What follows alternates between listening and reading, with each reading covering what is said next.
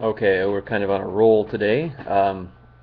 Wanted to express my opinion on another great author that I've actually read and that it's fun to read people who are genius writers and hope that perhaps a little bit of it rubs off. Um, but talking about John Updike, the late John Updike, who lived until January of 2009.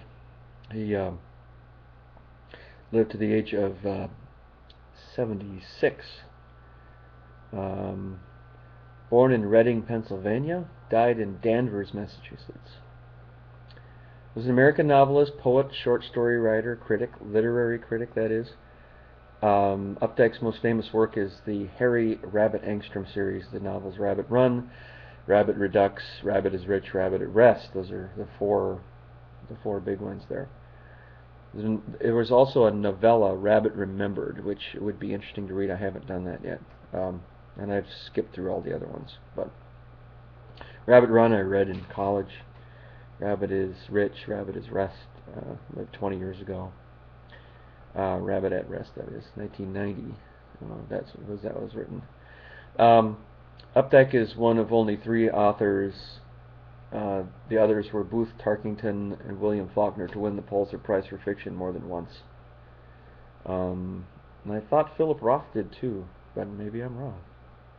Didn't Philip Roth win it twice? I'll have to look that up. Now Philip will be my next author on my series of looking at authors. So anyway, winning the Pulitzer twice is just an amazing feat. Sort of definitely a ticket to author immortality, at least if there's such thing as a ticket to immortality, right? Or semi-immortality, at least in the modern age here, or this age. He published more than 20 novels and more than a dozen short story collections, as well as poetry, art criticism, literary criticism. Hundreds of his stories, reviews, and poems appeared in the New Yorker starting way back in 1954. His first novel, Poorhouse Fare, which I'm just starting. So let's see. Describing his subject as the American small town Protestant middle class, Updike was well recognized for his careful craftsmanship, his unique prose style, and his prolific nature, really. And his writing was more like poetry, kind of too. He wrote on an average a book a year, so he was, definitely a book machine. Um, I'll have more on Updike in later talks here, but I just wanted to do a general one now. And I continue to ask Heather, the director of our book club, to read an Updike, but it might be a little too salacious for the proper Christian ladies of the group. So he was with the New Yorker. Rabbit Run was his most famous novel. I'm particularly interested in a book called In the Beauty of the Lilies that he wrote in 1996 about a preacher who loses his faith, and he battles with this in his own conscience, he's battling with his intellectual honesty versus what he should do for the community. He's having doubts about believing in God and how this all interacts with his family. His wife says, "Are you crazy? We have a family to feed here, and now you're having these pangs of indecision, much like an adolescent would have. This is not appropriate for our family. You can't have a conscience. You just do your job. That's it." So anyway, very, very interesting book, and I'm currently working on a novel that is similar theme to that. But reading Updike with interest, and I probably should pick that book back up again. So many books I'm reading. I'm also reading a great book about the Madison Uprising by John Nichols. That's a nonfiction about the the union protests of Scott Walker's decimation of collective bargaining. So I've got my nose into a lot of books here.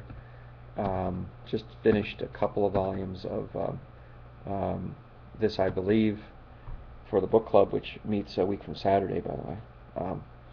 So I'll have more on Updike and some of my opinions but he has some just amazing quotes, and one of those um, quotes that I can pick out here is on his "This I Believe" essay. Maybe I can find it here. This I Believe Updike is great. Google searches are great, aren't they? You go "This I Believe Updike," and I think you can get a copy of it here.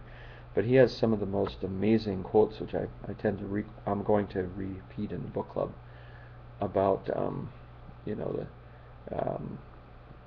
let's see, NPR essay, quoting Updike. This I Believe.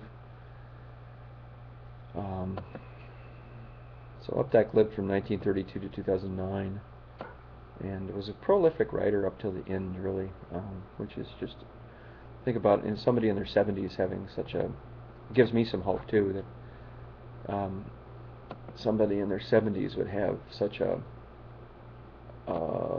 vibrant sense of life.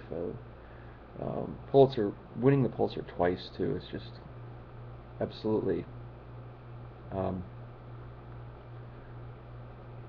One of the most interesting things he said in this essay was, he says, cosmically, I think to be of two minds, the power of material science to explain everything, from the behavior of the galaxies to that of the molecules, atoms, and their electron submicroscopic components, seems to be inarguable and the principal glory of the modern mind. On the other hand, the reality of the subjective sensations, desires, and may we even say illusions, composes the basic substance of our existence, and religion alone in its many forms attempts to address, organize, and placate these.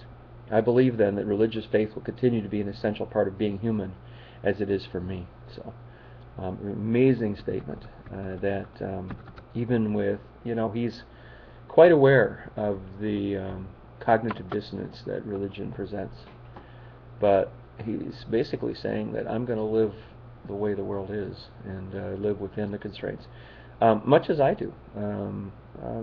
Pretty much an atheist agnostic, but go to a Lutheran church and living within the real world. But nobody can take away my mind though about what I feel and believe. But one has to act in the real world. What did Shakespeare once say? The world is merely a stage, and we're but players upon it. What is truth? What's reality? Where do we have masks, and where do we not? Where in what situations are we unmasked? In what situations are we masked? That's a very, very interesting question.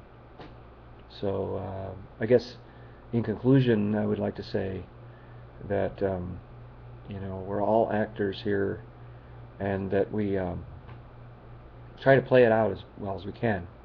But being in my early 50s now, I'm really now very conscious of wanting to read as much as and experience as much and interact and engage as much as I can, because I haven't been an engager very much in my life. So the engagement continues, and through writing, through my guitar playing, through these new empathy circle chats, which are fascinating, connecting with old friends, new friends,